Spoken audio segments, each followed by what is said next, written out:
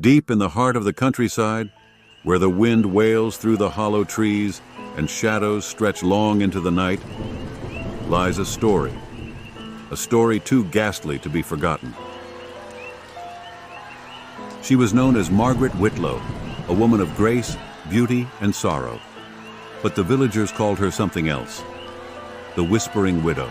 On a storm-drenched night, beneath a sky split by jagged streaks of lightning, they came. A mob of the fearful, driven by hate and hysteria, torches blazing against the darkness. Their destination, Whitlow Manor, perched on its lonely hill. Inside, Margaret Whitlow clutched her child to her chest, her whispers desperate, prayers tumbling from trembling lips. The storm outside howled, but it was no match for the roar of the angry mob.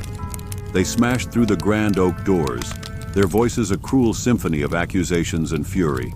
Her husband was the first to fall. Dragged into the foyer, his cries for reason drowned by the crackling of flames licking at the walls. Margaret's screams tore through the night as they ripped her child away, the innocent cries fading into the inferno's embrace. And then, silence. The manor burned.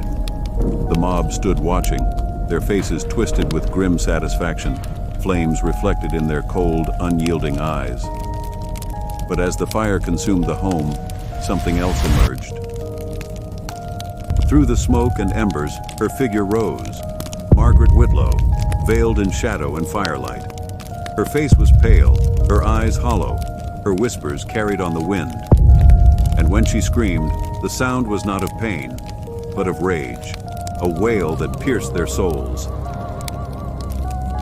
But rumors soon swirled, like the very smoke that choked the air. Townsfolk whispered of her spirit roaming the hills, her cries carried on the icy wind. They claimed to hear her gentle voice at first, soft, pleading, as though from another world. Please, won't you listen? And then, her scream, a blood-curdling wail that could freeze a man in his tracks, a sound that drove the bravest of souls into madness. In the months that followed, the village was gripped by terror.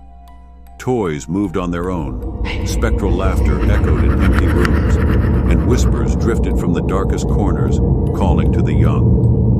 One by one, the children vanished. On a misty dawn, the villagers found their hill shrouded in unnatural fog.